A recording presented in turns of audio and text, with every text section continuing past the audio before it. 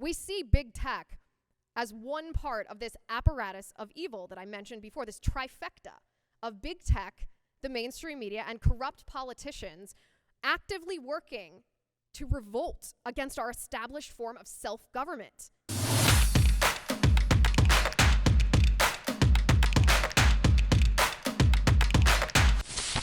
We're talking about an insurrection here, my friends, a concerted effort intended to overthrow an established form of government, facilitating a revolution to induce a radical change in our form of political system. The New York Post was locked out of their Twitter account for 2 weeks leading up to the 2020 presidential election because they published a bombshell story about Hunter Biden and his laptop. Now, Hunter Biden left his laptop at a repair shop, and he never picked it up. And so it became the property of the shop owner per the terms of service. This is pretty normal. The owner then found on this laptop of Hunter's emails and photos that troubled him.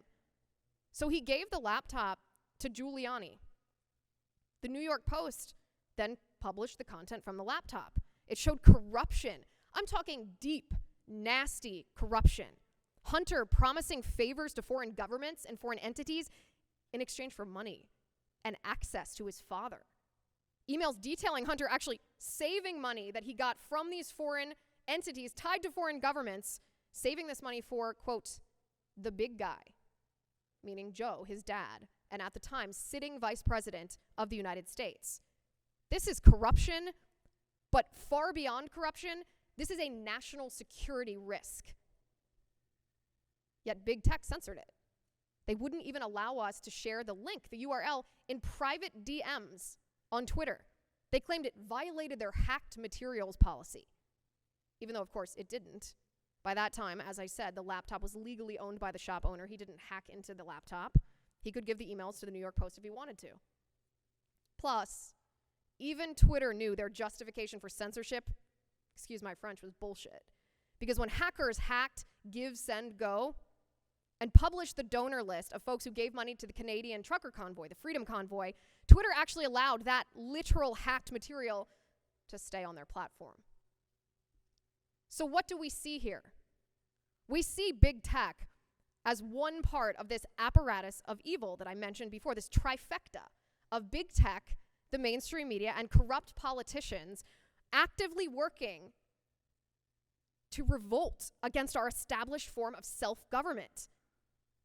So let's be very clear here. When corrupt politicians who have in their direct object the establishment of an absolute tyranny over these states are protected from exposure and shielded, therefore, from accountability by big tech stifling the truth and reality of their corrupt actions, and when in that information vacuum that big tech created, the mainstream media propagates hideous lies intended to form your thoughts, your opinions, and therefore the way you vote, and ultimately your level of tolerance against tyranny and undermining your will to fight for your freedom.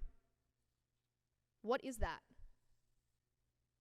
It's an active effort, an active revolt against our established form of self-governance. Perhaps, to spark a revolution to fundamentally, radically change our political system, as they've promised us in their own words. Big tech is staging an insurrection.